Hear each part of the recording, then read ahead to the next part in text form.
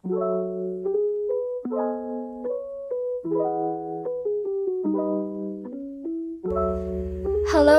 mga kakwentuhans! This is DJ Ayla and you're back with the second podcast episode of the one and only podcast entitled It's Okay Not to Be Okay.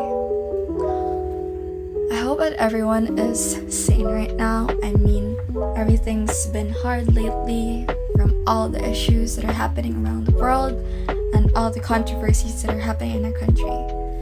But I'm going to share first all of you one quote that I've encountered for this past few weeks. So it goes like this, guys. This is from Junmark Patilan. I just saw it on Facebook and it really caught my attention. So I just wanted to share it to all of you. So the quote goes by, if one day you realize you waited for a train that's never coming, I hope you find enough reason to walk away from that platform. Just use your feet to get where you want, since no one's coming to fetch you. To not be afraid to take some detours, ask strangers for directions, and cross foreign streets. So, guys, this podcast will mainly revolve around just,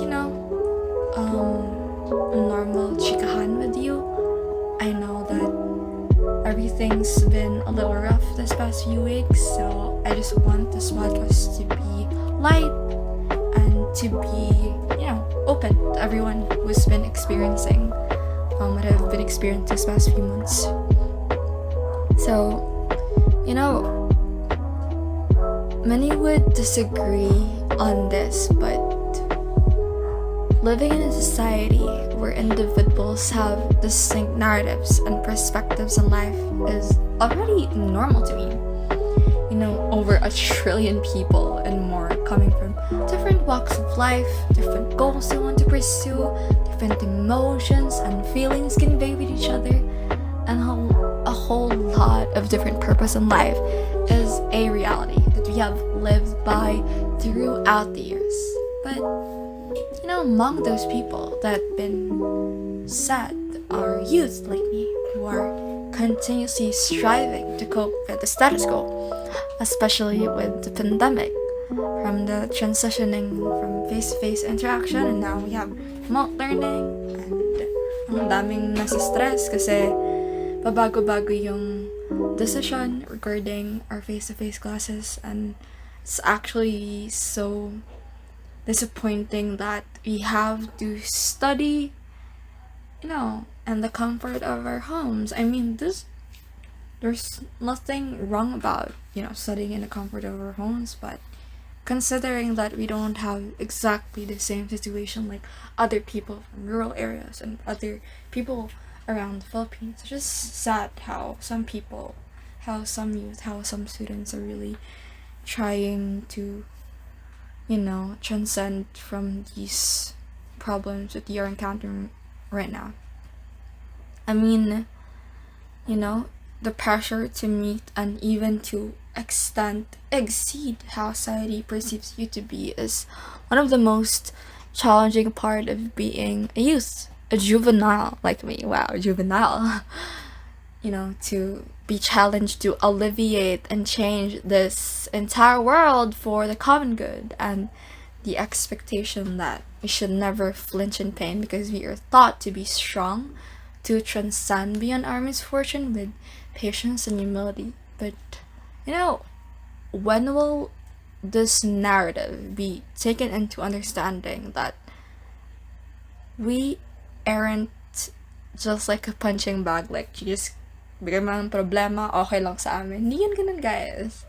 Parang kasi nakita ninyo sa mundo ngayon na like, if kabataan ka, if you're like bata ka, you're not allowed to cry. You're not allowed to mourn. You're not allowed to feel. You're not allowed to live freely and to feel because of the restrictions, the boundaries that the social constructs have been enforcing to us. It's actually so stressing. to, keep on forcing yourself to fit in. Even though may kalayaan ka naman gawin ang gusto mong gawin. So, as the years goes by, we are, constantly questioning our school on what we go through as a teen, as a Hues. However, honestly, assessing the schools nowadays, it's just so disappointing that school should be our safe space wherein we can be ourselves, or express yung sarili namin, to discover full potential, to be the best version of ourselves, which is a cliche word, but reality speaking, that's true. School should be an avenue for us to improve, to enhance our capabilities, our abilities, our talents, to ignite our passion. But sometimes this disregard those students who have chaotic homes filled with toxic and overbearing families members that trigger their emotional and mental state, finding themselves dealing with this online setup and family issues simultaneously, and they keep on reinforcing so much deadlines pa. So how sometimes there are people who are really inconsiderate, but they tend to invalidate those traumas. I know that for all of you who are listening here, you have been experiencing a lot of struggles. Like, for example, me, just want to share that there are points in my life that I've been, bullied, been judged. I mean, being judged and criticized is normal, but sometimes there are really people who cannot, tone down those criticisms na kailangan constructive, pero hindi na siya naging constructive at all. Parang their intention is to drag you down. It's actually so infuriating and it's so distressing. I believe that yung mga times na I had sleepless nights doing the project and tasks all by myself, because some people, are just so inconsiderate. They rely to people na alam nila na very inclined sa academics, ayaw mag-fail or something. So, parang nagiging dumbbell na lang or pabuhat or something, ganun. So, those so-called friends are just using you for their convenience, which is a bad thing, guys. Na you should not have friends in your friends. You should not have people in your circle na parang kinaibigan ka lang for their convenience, para may mahutut lang sila sa'yo na answer or something. It should friendship should not be like that. It's a two-way process, give and take, guys. Come on. I mean, for those who has a circle and a very strong talagang foundation, you would relate to this na you wouldn't want to have a big circle. Na mas important yung parang mas maliit yung circle para mas safe space and mas open to really expressing yourself. I believe that those aspects, nagkakaroon tayo ng inability to receive support from others. And, technically, some of experts says na trauma response siya. Yung parang nina-neglect mo yung mga support from other people because you wouldn't want people to know na you're struggling, or you don't want people to pity on you. So, then, you just, do a survival tactic na you would want to mask up the pain, the feelings you wish to show, but was discouraged to tell or open up because, you're used to being alone. These extreme independence led youth nowadays to have a major trust issue. Legit, guys. Because that very trust was constantly being neglected. Yung mga feelings you have right now na invalidate, na you'd want to seek comfort pero wala ka mang makuha ng comfort. So, that's why you're left in the dark place trying to cope with all the stress and insecurities because no one wants to pull your hand to rise from that falling.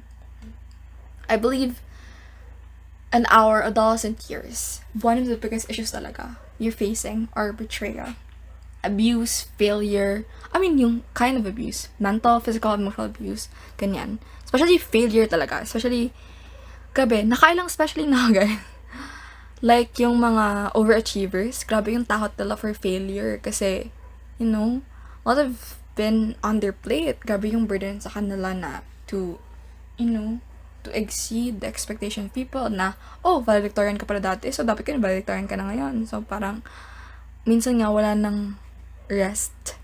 And you're just forcing yourself to do this, to do that, para, ma-maintain mo yung yung validity na binibigay sa'yo. However, I just want to tell you guys, like, never seek validation from social media, from any other people, because the only person na dapat nag-validate sarili mo ay ikaw. Because, ikaw nakakaranas nun. Ikaw at first hand yung nakakita on how it will affect you as a person. So, yun.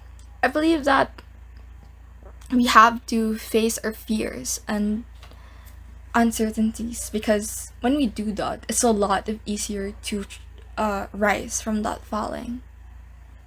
So, I know naman na a lot of people has these trauma response na they keep on building walls. They are trying to, petrify other people from connecting with them because a trauma response. But there are times na need mo din talaga ng mag-seek ng social support, especially kung hindi mo na kaya. I believe social support coming from your friends, your family, or kung may loved one ka naman, kung may boyfriend ka naman. Pero take note na hindi sila dapat parang i-mindset mo sa sarili mo na parang you befriend them, ginawa mo siyang boyfriend or girlfriend for therapy. Hindi. Because the first one na makakatulong sa'yo to heal from that traumas, from that insecurities, would be yourself. So, I just want to, put this out. We've always believed that we will be complete if one person will reciprocate our feelings. That's why, and for example, may crush ka, tapos automatic gusto mo na kaagad na gusto ka niya. Guys, so that doesn't happen over time, or one snap, makukuha mo yung crush mo. It takes time. And before, jumping into that kind of situation, make sure na prepared ka and healed ka para hindi naman maapektuhan yung isang tao. Especially if genuine na may intention niya. And then, yun, parang ang mindset kasi ng mga tao ngayon is that no one can function if they aren't part of any circle of friends. But, people need to accept that we don't need others to always build us out from all the struggles in life. No one is going to help you better if you don't start within yourself. No one is going to heal you to make you get over all those trials and adversities and help you to simply move on. Because sometimes we have to repair what's shattered on our own, and sometimes we have to face everything by ourselves, even if it hurts, even if it makes us crumble down. Moreover, kanina, we've talked about something about, connections to mental health. Marami kasing mga contexts ngayon associated with mental health that are happening, especially rampant yun sa youth ngayon, since grabe ang struggle ngayon, pandemic. But just so you know that those na hindi nakakaintindi that firsthand, traumas can permanently change us. I, for one, am an example of it. Yung scars from the mental brutality may be so deep and lifelong, but I always convince myself that it will vanish and fade. Na healing from trauma takes time. Healing means finding a new source of strength and happiness. But guys, I don't encourage any false positivity in my perspective, because we can be sad if we're sad. We can cry if we must. We are allowed to be angry if we are. We have to let it all out, then eventually let it go. But we have to trust the process. But along with it, we must prioritize all our emotions and choose to dwell on the positive ones and focus on the negativity that can hinder us from mending the cuts and bruises from the loss or the problem that we have encountered. I believe that all of these isn't like popping a ball and all will be gone in a snap. It's a step-by-step development accompanied by effort and surrounded by people who truly matter to you. You know, guys, some may say that being strong amidst challenges is commendable, but just so you know that one must stop passively ignoring the truth that we can be weak and fragile too. We can be strong, but everyone has a breaking point. Sometimes you're really left with no choice but to let go. Pain allows us to grow. It makes us a better version of ourselves. I'm gonna say that this generation really went through a lot. I mean, kahit ibang generation din. Pero just speaking on behalf of my fellow youth na, the shifting of everything is really overwhelming, and the pending requirements of the school is really stressing. The need to maintain the grades, to reach the standards of your family, your relatives, your teachers, or everyone around you is so exhausting. But, you can't air it out because na once na sinabi mo siya, no one will listen. To come up with sometimes come up din ako sa realization that our mental health is more important than the grades you see in your report card. The scores on your test results, the competition on superiority, your toxic relationship with your fake friends, what people's opinion on you, the version of you in their mind isn't your problem anymore, because you can do whatever you want in life, guys, but see to it na walang masasaktan, walang matatapakan, especially around you. Because after all, life isn't a ping pong ball game, or like a ping pong ball game na parang salita na like gusto mo kaagad-agad makukuha. No, that's not how life rolls. If you want to enjoy and make the most out of it, we have to learn to love ourselves first, because everything begins with one person, and that person can change the course of his or her life according to what he or she sought for. But to be able to achieve that, we have to recognize our identity, the strengths, our weaknesses, our traits, and our roles that define who we are. Everything about ourselves is an art, guys. Don't let the beauty standards undermine that, because a person who is confident with his or her own body, fully accepted his or her flaws, and use it to his or her advantage, is no one's business but our own.